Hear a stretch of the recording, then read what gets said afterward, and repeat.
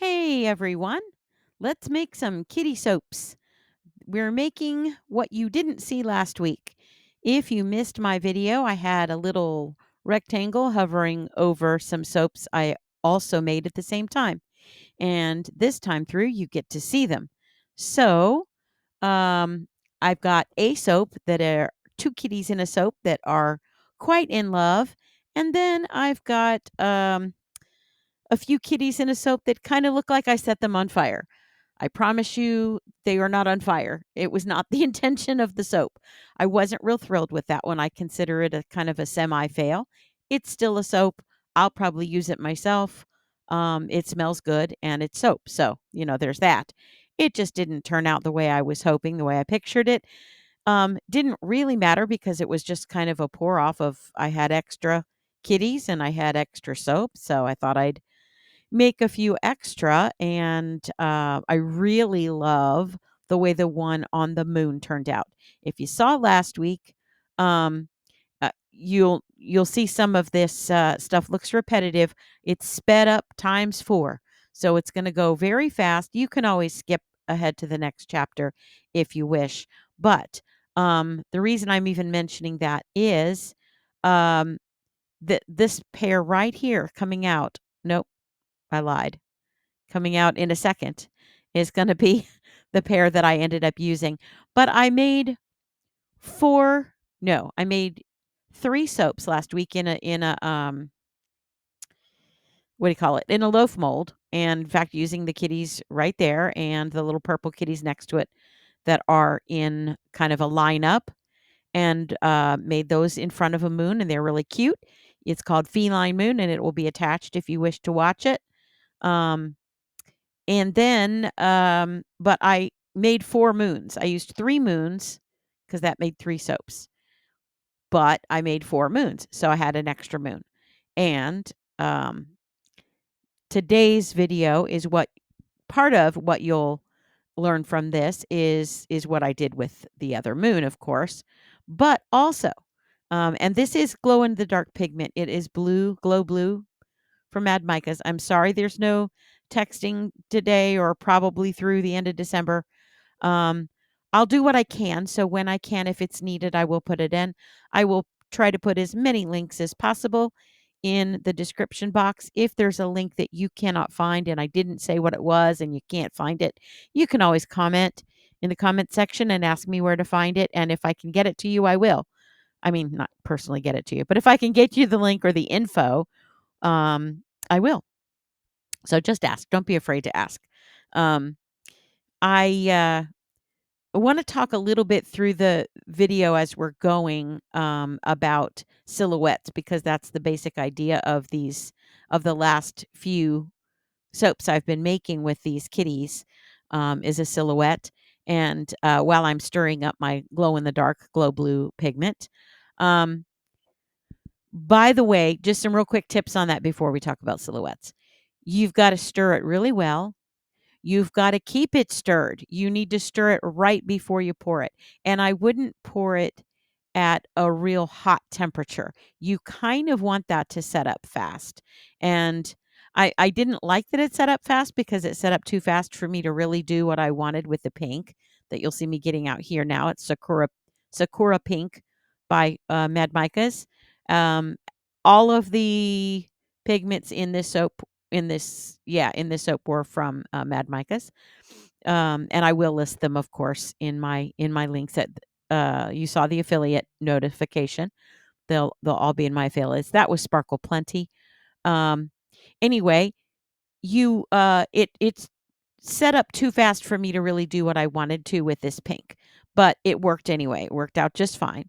I would have liked to have had a little bit more control over it.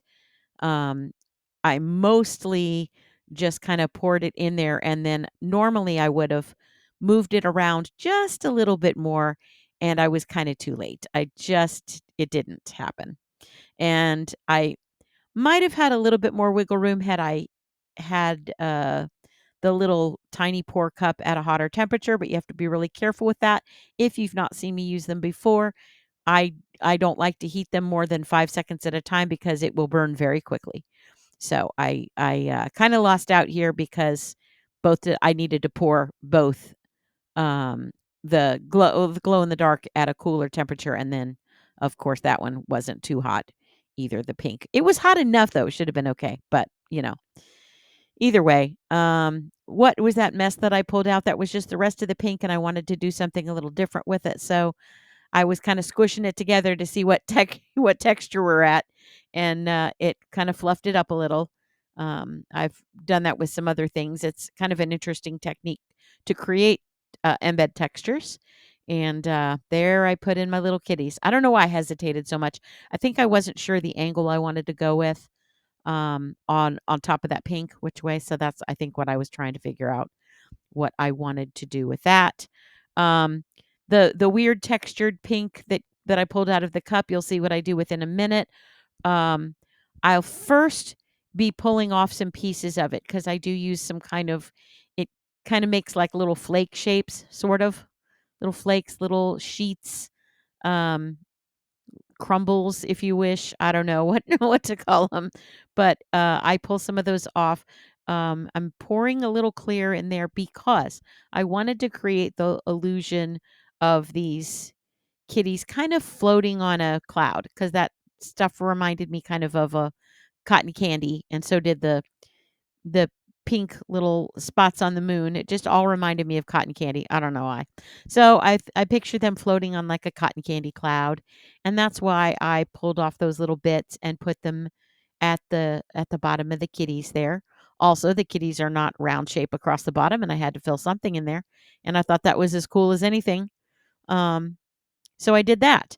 And then I do use up the rest of that pink in a moment, you'll see in the second soap that I make. That is basically just using up scraps, and it's a good thing because it didn't come out great. Like I said, it'll be mine. I like it, but it wasn't what I expected. So now all I'm doing, you'll see me doing this several times, little tiny bits. I don't want to melt my kitty cat. And we talked last time in this soap about embeds and not melting them and pouring. You do need to pour. The first pour especially needs to be fairly hot because you want it to stick to the underneath layer that is the glow in the dark. And so I immediately spritz it with alcohol. Now I'm pulling out that pink, putting into the cup, that only the cup, it just had some colorants in it from the last soap that I had just gotten through making. And so I had enough colorant left over in the bottom of that, to color the background. I would have liked it to be a little more purple. I was hoping the pink would have had more effect, but it is really pale. So I don't know what I was thinking. But um, so creating silhouettes.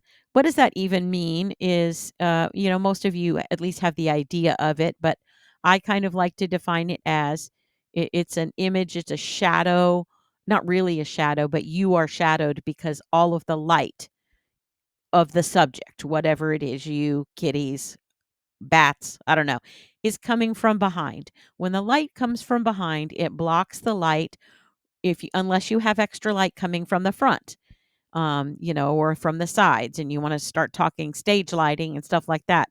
But no, I'm not going to do that. But if you have no light coming from the front, you will only see a silhouette, which is like just the shape of the person in black, or the cat, or the whatever you're wanting to be silhouetted. And it's a very cool effect, and we often see things at Halloween done in silhouette, because it can be kind of spooky. You don't really see the full image. These I You could actually turn all of those cats upside down and they would be a true silhouette. I kind of like the little details and let them come through, so you can imagine there's a little bit of lighting coming from the front, and actually there is, because it's light that you're seeing the soap with. Here's where one of my mistakes. I thought I would make them, since it wasn't a moon, because I used up the moons that I had made and I wanted to use up that blue pigment that I had. Um which is blue tide, by the way, with a little bit of uh blue tide and a little bit of spacewalk. Okay, so these are all scraps from my autumn leaves soap, and I wanted it to look like autumn leaves. Now, a lot of times, if you want it to look like autumn leaves, you get a little autumn leaf mold. But I know I've made things before where those little, little pieces, little tiny little scraps look like autumn leaves, and they didn't really this time that much to me. Um, they look okay here, but to me, when the full soap is created and I pour the Sparkle Plenty that I put in for the um, Kitty Love soap was perfect for Kitty Love soap. I think it came out that it was the perfect amount. It was barely any. I didn't put much in, but something you have to keep in mind is that glitter, especially when the soap is hot, is going to sink. It will this kind of glitter, and I can't think of the name of it, but it's basically a sparkling mica. Actually, I can think of the name of it, what it looks like, but I don't want to try to pronounce it right now because I will fail miserably. Um, but Sparkle Plenty from Mad Micas. You can look that up on their website, and they'll tell you what it's made out of. So, but this it sank a little bit. Like, I poured the other one in, it was fine. It was just the right temperature, etc. But a little bit had sunk to the bottom. And that's what I'm pouring from now is the bottom. And so there was too much. And okay, here I just wanted to show you. I went backward in time a little on from the same video, and brought these up because just to show you what I did last week. So if you missed it, that's what you missed. And the moons glow and they look really, really cool. I think I don't remember if I show you a picture of those in the end.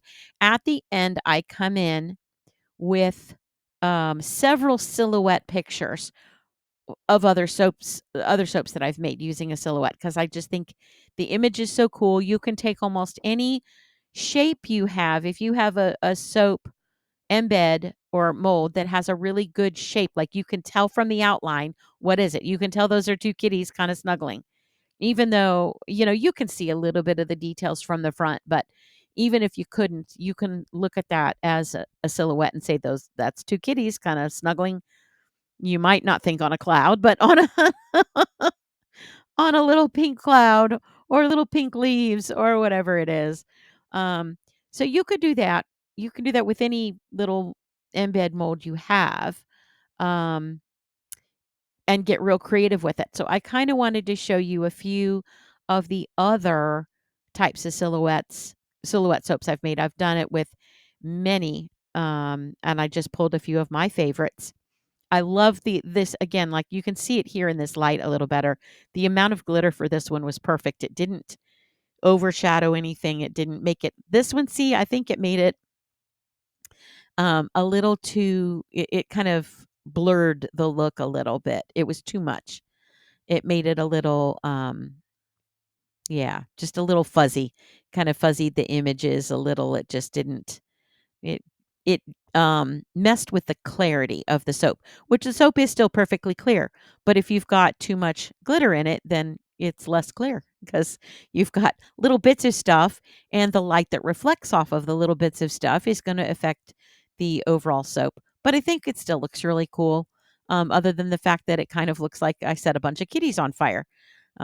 It's supposed to be autumn leaves, not fire, but, like I said, this was just kind of a way to use up some embeds I had and some little tail end of some mica I had in a cup. And I think for that, it's kind of cool. Um, it is showcasing more of those kitties from that kitty mold I have and love. And it was from scrapbooking.com or scrapbook.com, something like that. I forget the name of the company. They're a really good um, mold company, and they tend to be marketed more to scrapbookers than soapers, but they're very good quality. I'll link it. I'll try to find it.